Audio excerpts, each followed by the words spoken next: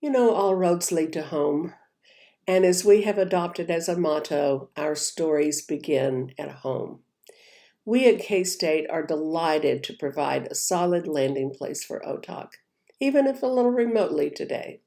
We remain devoted to our land grant mission and our service to the people of Kansas. We are in the business of developing human potential, and there is none more critical and rewarding than that of our kids. We are indeed K-State proud. To convey that commitment, we have with us today Chris Culbertson, Associate Dean of Research for the College of Arts and Sciences, and Don Kurtz, whom you'll remember from his keynote address on day one. Dean Culbertson. Hi, my name is Chris Culbertson, and I'm the Associate Dean for Research in the College of Arts and Sciences. I would like to thank everyone participating today for their devotion and interest in helping our youth find their right path in the world. I've only been Associate Dean for Research for about a year now, but in that time, I've had the pleasure and privilege of learning even more about the diverse research interests of our faculty. The College of Arts and Sciences consists of 22 departments and 2 centers. All of these departments and centers are research active, and many have researchers focused on issues that affect rural Kansas and rural America, and how we can better sustain, strengthen, and grow institutions in these areas. I know that Don Kurtz, who will speak to you next, will tell you all about the wonderful things that our sociology, anthropology, and social work department is doing. But we also have researchers in music, theater, and dance, communication studies, English, psychological sciences, geography, history, political science, and other departments who have special interest in this area of research. In addition, one of our centers, the Chapman Center for Rural Studies, specializes in preserving rural history, trying to better understand current trends in rural Kansas, and also promoting these large areas of our state so that their futures will be bright. The center provides space and resources and other support for researchers interested in studying these areas. If you should have any particular questions about our college and how we might be able to assist you in your endeavors, please don't hesitate to contact me, and we'll see what we can do to help.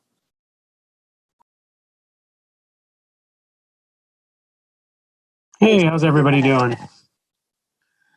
Yeah, I got to give a shout out to Shelley Williams. Whether she knew it or not, she had quite an eye for academic talent. So Travis, myself that she mentioned, but Ryan Spawn, who's the director of Criminal Justice Research Center, also did an internship at Riley County Community Corrections.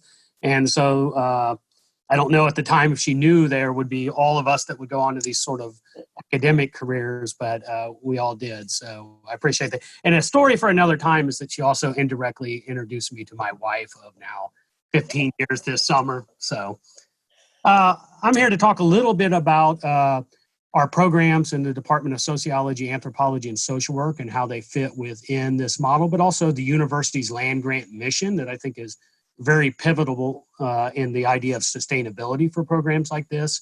And so I think a couple of things where the connections draw, we want our work as academics not to be this sort of ivory tower stuff, at least most of us in our department. And so we want our, obviously most of us are under pressures to get grants and to produce research, but everybody wants their research to then be used for something useful, not just to take up dust on a desk somewhere. And so this is where I think our department really has a lot of outreach that's useful. And I'll talk a little bit about each of our programs and then also for our larger mission of the university, which you're all pretty familiar with. And obviously the infrastructure of things like extension really helped out in reaching out to these communities. So in sociology, obviously, Dr. Sue's involved with a lot of stuff in crime and justice areas, but we have other extended elements that really reach rural communities. So we study things like sustainability of agriculture. We have professors doing that.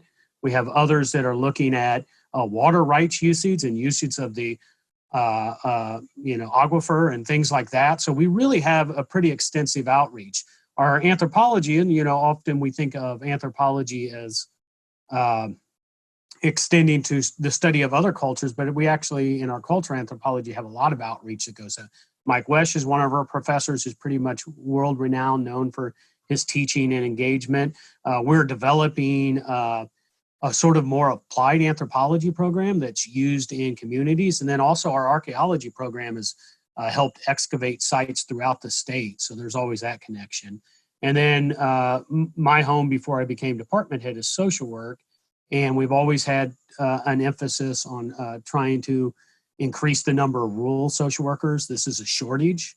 And then identifying other important areas that could be elements of growth. I know right now we're working within our program to maybe have a secondary major in substance abuse counseling. I know in rural areas this seems to be a particular concern as well. And so the other thing I would say is the importance of keeping connections. So I think one of the things that's been discussed about a lot in this presentation is that connections that were made years ago that then have fruit later. And I think that's an important thing, and how much those skills keep connections going. And that's how progress continues to be made. And so I certainly think Kansas State has a dominant role for the state of Kansas and even the region in these areas. And then, of course, I think that as we connect with other universities, instead of thinking of things as rivals, we talked about the connection to Fort Hays State several different times, even dating back to our social work program, helping develop their social work program. Those connections can be lasting and intergenerational. And so I think it's very useful for us to think about the university in that way.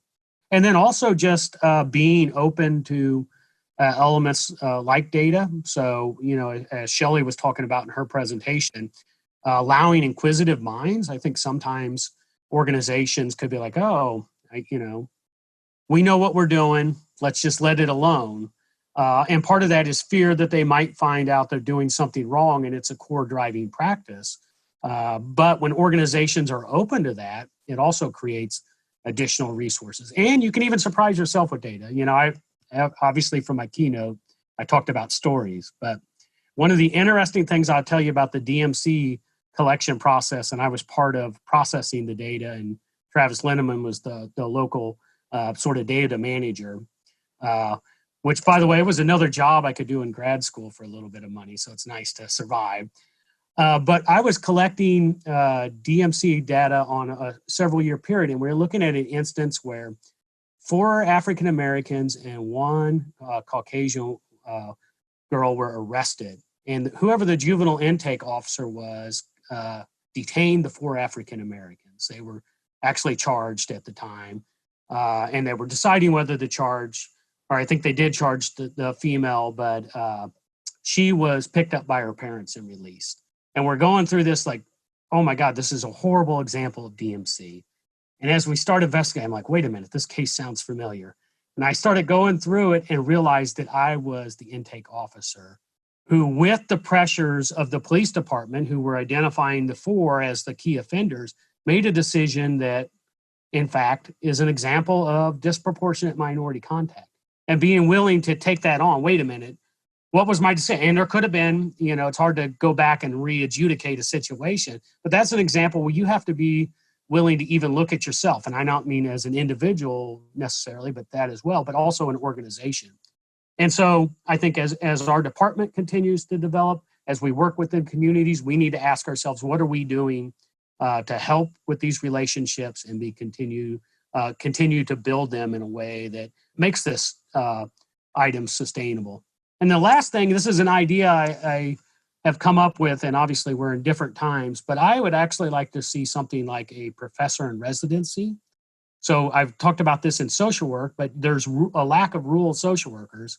And I'd actually, if I was a department head, so I would volunteer to go do this for a year, where we offset the cost and you go work at DCF or a community corrections organization in a rural area for a year. And I think that would allow a faculty to further engage their teaching. What are the things that we're learning that communities do that we forget, being away from the field for a while?